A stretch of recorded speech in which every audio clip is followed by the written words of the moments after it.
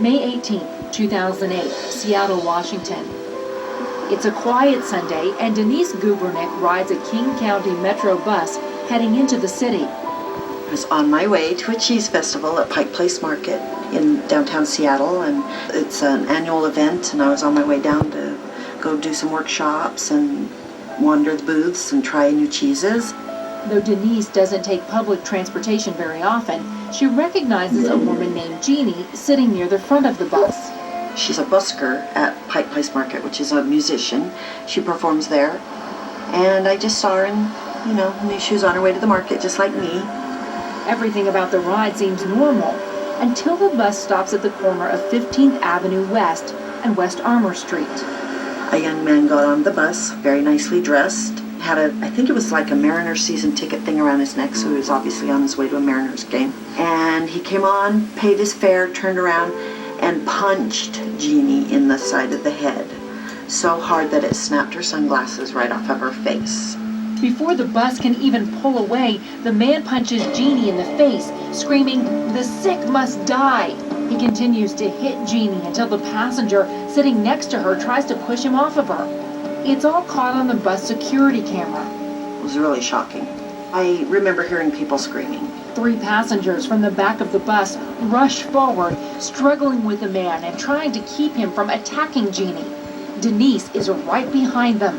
My instinct was to fight my way forward to go help her, because I knew she was blind and she had just been hurt. I was saying, "Oh my God, oh my God." I can remember doing that all the way up. Just, "Oh my God, oh my God."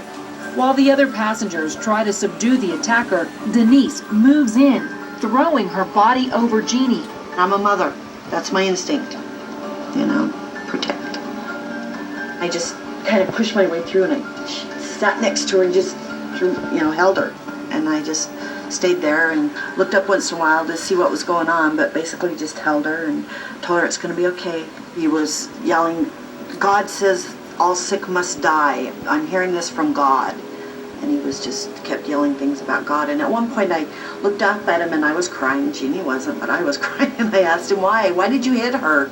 But when the man approaches Jeannie again, the other passengers physically restrain him. And it's not easy. There was 3 guys holding him. One guy kind of had him on the chest. One guy had one arm. One guy had another arm. They were struggling to restrain him.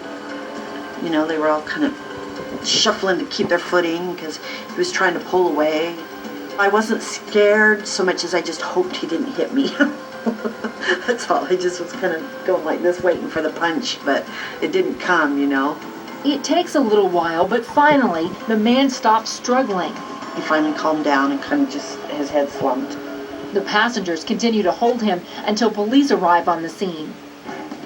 The man is arrested, eventually pleads guilty to attempted malicious harassment, and after serving 134 days in jail, is released with a suspended sentence during his probation.